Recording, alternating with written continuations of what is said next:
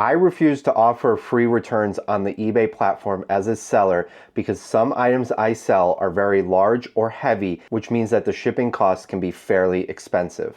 In February of this year, I sold a snowboarder balance rail on the eBay platform. This item is actually fairly large and fairly heavy, and it was being shipped to the East Coast, and I am located in Utah, so shipping was actually fairly expensive. This item was actually being stored in my storage unit since it's a very large item and I have limited space within my garage. The buyer had sent me an offer on Tuesday night and I accepted his prepaid offer that same night. On Wednesday morning, I drove to my storage unit and I picked up the item and brought it home to ship. I packed the item and printed the shipping label that morning. I ended up paying $24.39 to ship this item. And I ended up dropping this package along with all my other packages from the day off at the post office around 4 p.m. that day, just before the post office closed on Wednesday. Within an hour of dropping this package off at the post office, I received a message from the buyer. Now, if you sell on the eBay platform, you know that typically nothing good comes from messages. Now, I have personally gotten some thank you messages from buyers, although these are actually pretty rare. Most of the time when a buyer is sending me a message, it's because there is some kind of problem that they want me to solve. Therefore, messages are not something I look forward to, and usually my heart drops a little bit when I see that I have a message, especially from a buyer that I sold an item to. But I was thinking, what could this buyer even want? I just dropped the item off at the post office. Well, when I opened the message, this buyer asked me if I could cancel the order. I told him that I could no longer cancel the order as the item has already been shipped out. He then asked me if he could open a return request. I explained to him that I do accept returns and he is welcome to open a return request. However, the item has to be returned in the same condition, and because this item was very large and heavy, it was very difficult to pack and ship correctly, so I asked him that if he plans on returning the item, to not open the item and just return the item in the original box that I shipped the item out in. He said thank you, and a few days later when the item was delivered to him, he opened a return request. The category that he chose was ordered by mistake. In the notes section, he added that he did not realize that offers went through immediately. Now, this was quite strange to me as he sent the offer the night before and it was almost a full 24 hours before I ever actually shipped the item out, between the time he had paid and between the time I had dropped the item off at the post office, which marks the point in which I can no longer cancel his order. So he should have gotten 2 alerts or emails, one saying that the seller accepted his offer and he paid for the item, and the other one was when I printed the shipping label that morning, he should have gotten one saying that the order had been shipped. Even though it hadn't been dropped off at the post office yet, buyers do get messages saying that the item has been shipped immediately once you have printed the shipping label. And had he messaged me when I had printed the shipping label, I still could have canceled it. I could have canceled his order at any point along up until the moment that I dropped it off at the post office. Once it's in their hands, especially once the post office is closed for the day, I can no longer go and get that item. Once they have scanned that label, I can no longer get a refund on that label. So I don't quite understand what he means by immediately, but anyways, this item was eventually returned to me in the same exact condition that I had sent it to him in, and I was actually able to sell it that same week locally, which allowed me to avoid any more hassles with this item. Now, I am super thankful this buyer was honest and actually admitted that he made a mistake and that he didn't realize that it went through and that he was just sending out offers on items and didn't actually want them. I'm super thankful that he didn't lie and say that this item was broken or force a free return, that he was honest and owned up to his mistakes. And this allowed me to charge him the shipping for the item both ways because it was his mistake. And this is all dependent on what return policy you have in place. If you offer free returns, you would be the one eating that cost. However, in my case, I offer buyer paid returns, which means that I was not only able to withhold the original shipping cost, he ended up having to pay to ship the item back to me, which was $24.39 each way, for a total of $48.72 on a $92 item. Now, luckily for me, because I require buyers to pay the return shipping, I wasn't really out anything. I got my item back and I was able to resell it. However, depending on what return policy you have in place, you could be the one out the $48.78. It all depends on what return policy you're offering. This was one of the more expensive cases where the buyer ended up having to pay a significant portion just because of a mistake. Typically, shipping isn't this expensive on returns. However, this was a very large item. But this is not an uncommon occurrence. It's not an uncommon occurrence for buyers to buy items and then want to return them for whatever reason. From order by mistake, just doesn't want it, or it doesn't fit. These returns are a fairly common occurrence on the eBay platform.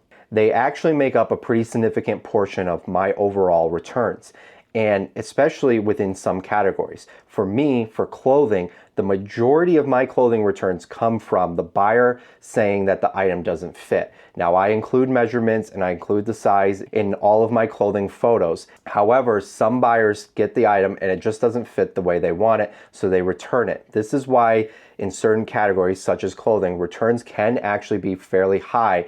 And if you are offering free returns, you are the one that has to pay for the return shipping on all of those returns. Luckily, clothing typically isn't very expensive to ship back and forth. However, it's something that you have to be aware of and make that decision. But eBay just announced in their June seller update that they will be requiring all sellers in the parts and accessories category to offer free 30-day returns. For a platform that has typically allowed sellers to choose their own return policies, this marks a huge turning point on the eBay platform.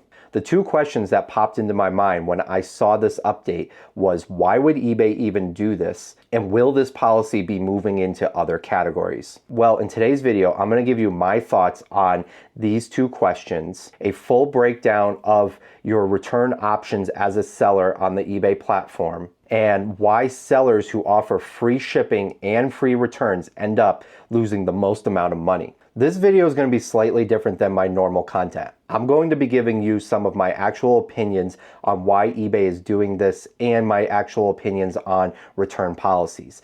Now, keep in mind that there are multiple ways to run a reselling business, and honestly, no matter what return policy you choose, you can run a successful eBay business with that return policy.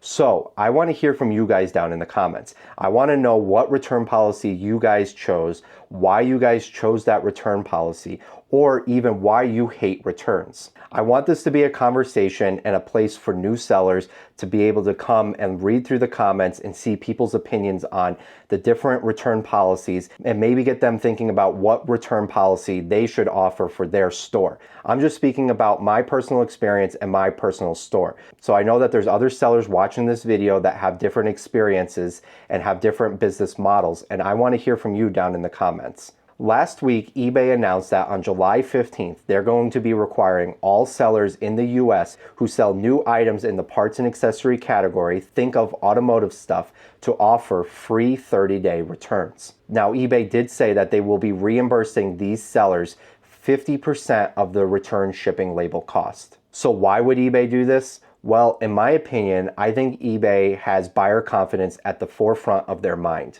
They know that if the buyers don't trust the eBay platform and the eBay brand, that they will not continue to shop on the eBay platform. If they end up losing buyer trust, these buyers will then go to other platforms such as Amazon, where they trust the platform and the brand more than the eBay platform. However, unlike Amazon, which has their hands in almost every step of the process, eBay is basically just a middleman, doesn't actually touch or very rarely touches any of the items that are actually going to the customers, so they can't actually make any guarantees on what the customer is actually going to end up receiving.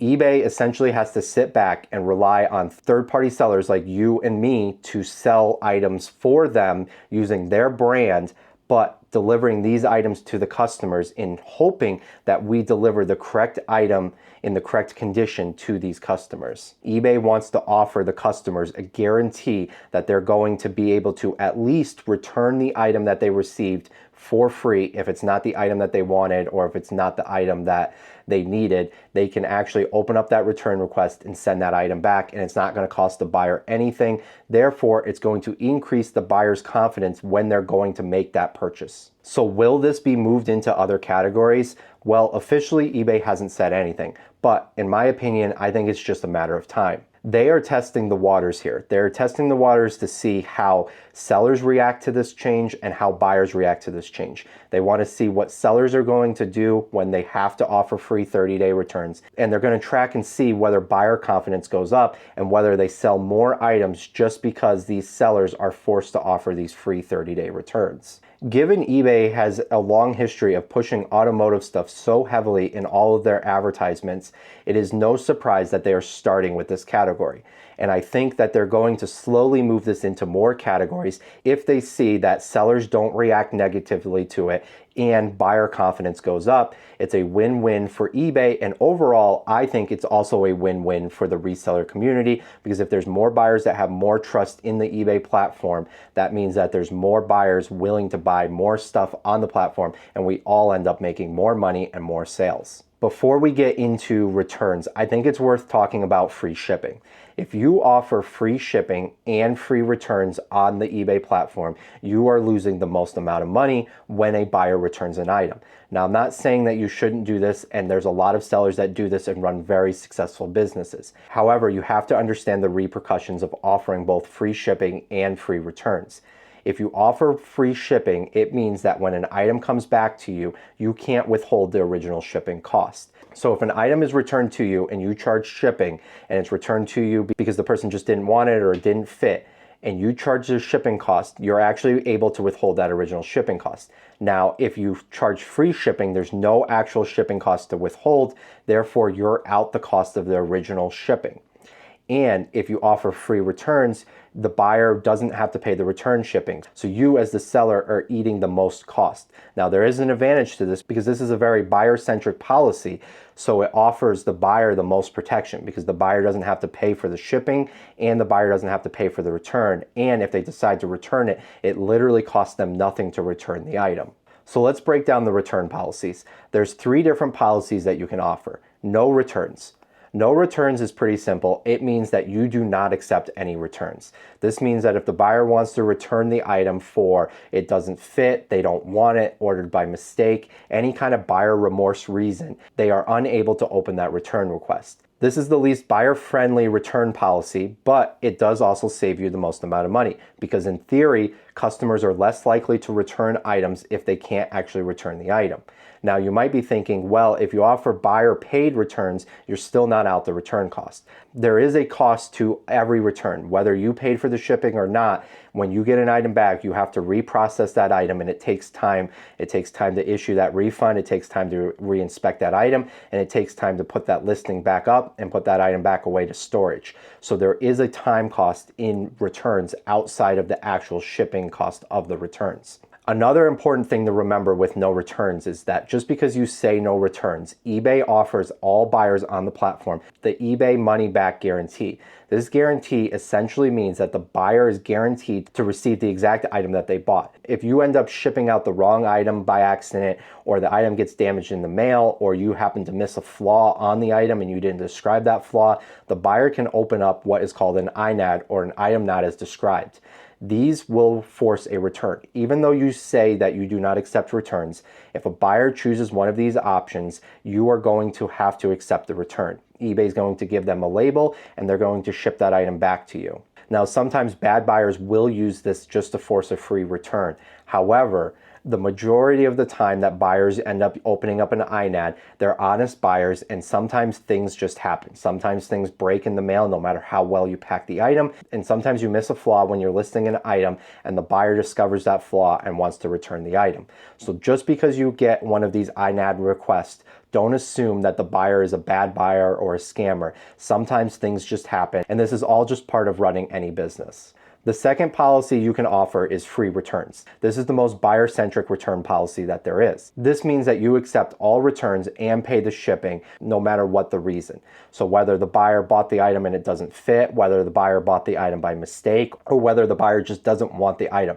No matter what the reason is, you accept that return and you are willing to pay the return shipping to get that item back. This is the policy I think eBay is going to slowly start rolling out across multiple categories on their platform because it increases buyer trust. If you buy an item and you know that you can return it for free and not have to pay the return shipping, you are more likely to buy more items on the platform. Now, even though you end up having to pay the return shipping, in theory, you actually should end up getting more sales and selling more items, which could offset the cost of actually offering these free returns.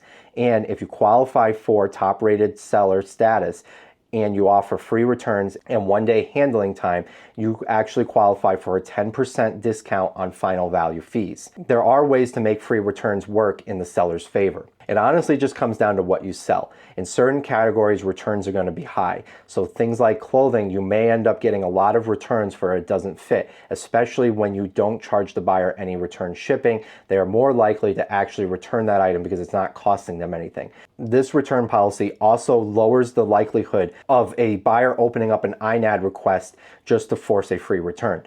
They're less likely to lie about the reason that they're returning the item. They're less likely to say that the item's broken or break the item and say the item's broken just to force that free return. And they're more likely to actually just be honest and return it because there is no actual cost to them to return it regardless of the reason. The third option is buyer paid returns. This is the policy that I use. This means that I accept returns. However, the buyer has to pay the return shipping. So for things like it doesn't fit, no longer wants it, or ordered by mistake, they can return the item. However, they have to pay the return shipping. After trying all three policies in my store, I find this is the one that works best for me. Because I sell a variety of items in a variety of categories with a variety of shipping costs, it's very hard for me to offer free returns because I can't bake that cost into my sales. Essentially, if I was selling the same items, something small like video games or clothing, and I knew exactly how many returns to expect and exactly how much these returns were going to cost me, I could be more likely to offer the free returns. Just because these items are so cheap to ship and I can factor that return shipping and how many times I'm likely to get a return into my overall sales and kind of budget for it. But because I sell a variety of items and some of these items are very heavy and large, such as the snowboard rail, the shipping cost can be actually fairly high. And when the shipping cost is fairly high, and it's hard for me to budget and kind of know how much I'm going to end up spending on returns. So I have personally found that this is the strategy that works best for me. Now, I could have multiple return policies depending on the item. However, I don't like to have multiple policies. I like to have one blanket store policy. So for me, I just have buyer paid returns. And for the most part, this has worked fairly well for me. There are the occasions where the buyer will lie about an item's condition just so that they can force the free return, but most buyers on the platform are super honest and will actually just admit when the item doesn't fit, or will just say like, I ordered the item by mistake, and will pay that return shipping. And now that's a cost that I don't have to incur. The problem with this policy is that it still doesn't offer great buyer trust. Now, it's better than no returns, but it doesn't offer the buyer trust of free returns. So when a buyer is comparing two listings and I have buyer paid returns and they have free returns turned on, the buyer might be more likely to choose the free return option and maybe even pay a little bit more just for that peace of mind. These are all things that you have to figure out for you in your store and your business. You can run a successful store with any of these return policies. However, you just have to understand what the rules are and what the advantages and disadvantages are to each of these policies. So let me know down in the comments what policy you guys are using and why you're using it. And if you've enjoyed this video, I think you're going to like this one, so go ahead and give it a click.